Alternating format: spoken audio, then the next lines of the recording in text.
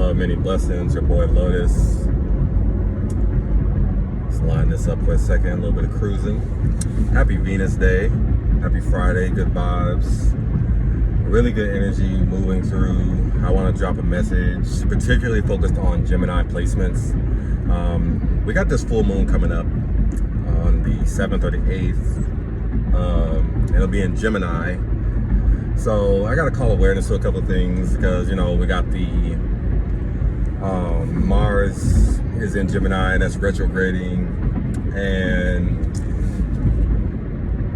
there's a lot of back and forth energy. And I also want to bring awareness to some things that were coming up in spreads that I've done and cards that I pulled. Particularly, I've been seeing the lovers come up a lot. Even personally in my own connections, that I've been looking back at where things are with certain connections, both new and old, and the lovers has been a theme that's been coming up.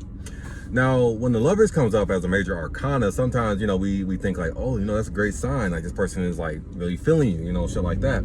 But you really do have to feel the energy, and it really depends on what's going on during the season. But the lovers coming up, especially during this time, has been holding a really great weight. And the lovers is associated with Gemini.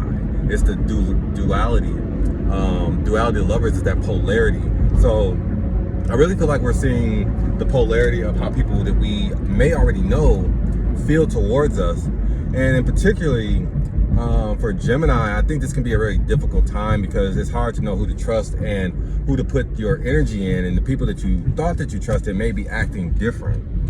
Personally, it makes me speak on my Gemini rising, and sometimes the conflicts I run into just at base is projections from people who think that I'm either being contradictory, or they think that I'm saying something and doing something completely different, or they'll just think that overall the energy or the things that I say or express isn't necessarily always matching up. And that's some of the things that kind of come with Gemini rising. I mean, there are some really good things too, because when I want to, I can actually be very charismatic and social. But I bring that up because for me as a Gemini rising during this time, it's felt like I've had to take a pause, because even when I think I'm saying something direct, it's still perceived another way. And the directness that I'm giving people in situations is actually being taken with ghosting or a complete indirectness. Like, you know, like a lot of times we expect to be met with the energy that we're putting out, but for Gemini or Gemini placements during this time, and especially leading up to this full moon in Gemini, there's something for you to call awareness to, because you may be feeling frustrated about your connections or just the things that you're doing. But ultimately, a lot of what's going on, and it makes me go back to the Lovers card that I said that's been coming up a lot in connections and readings that I've been pulling, is that polarity, that duality. Like, you're looking at people and it's like, wait, I've been fucking with this person, I've been knowing this person, so why are they changing up now? Why are they switching up now? This Mars retrograde, it's really about justice, because if people have not been doing what they were supposed to do when the energy was put in, then what's happening is now they're feeling the energy of what they didn't do. So there's kind of like this turnover where it's like now they're really feeling this shit. They're feeling like not their best self, feeling like they dropped the ball, they missed a train, and just all those good things. Well, all those things in general. Now, for the people on the other end who have been feeling like they put in, but were just not being met with what should have been given, or you were showing up authentically for people, or you were showing up with your love and affection and thinking that you're getting the version of the person that you thought you knew, you're not seeing the other side of these people. So there's a lot of love-hate. There's a lot of weird feelings and just energy flowing and talk about situations just because people didn't do what they were supposed to do when they had the chance. So a lot of this Mars retrograde, and I know I'm jumping into Mars retrograde and I'm actually talking about the upcoming full moon Gemini, but a lot of this Mars retrograde, there's a lot of talking because people don't necessarily know what to do, and the actions and the situations that people are seeing feel like people can say today, well, I would do it like this, or I would do it like this. It's that first house energy with Mars, and people are inserting themselves into situations that they don't know what the fuck they're talking about. So that's why there's a lot of energy. That's why there's a lot of gossip. That's why there's a lot of back and forth. with the full moon Gemini coming up, particularly for Gemini, but just across the board for the collective, but especially for Gemini, if you're feeling like you thought you knew people and you're seeing this other side, it's because a lot of people haven't really expressed how they felt towards you or never got a chance to. So now, however they're handling that is being projected now. You're seeing there's two sides of love. There's two sides of every sign. There's the light and the dark moon side of every situation. And the dark moon side of this love, or even the Lover's tarot card, is obsession, or just envy or jealousy, or just love where it's justified. All your actions are justified simply because of how you feel and how this person makes you feel. So this is really a pause to really look at your emotions and the things that are transpiring. You have to look at the body language that's going on, because with the Mercury retrograde, the Mars retrograde, things aren't necessarily going to be seen very clearly.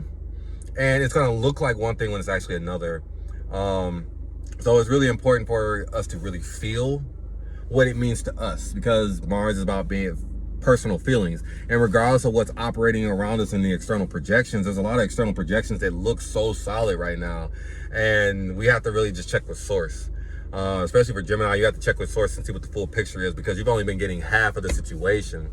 I say that to say that during this time, the polarities that are coming up are a reflection of what it is that you either wanted or something that you thought that wasn't available to you.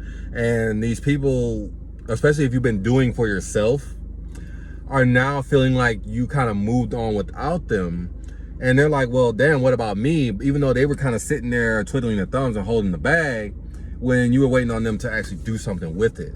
So don't really feel a way about this, but just know that a lot of this extra energy, a lot of these, the side talking and the hate likes and the false endearment, it really makes me think of, like, especially like the Lovers and Two of Swords.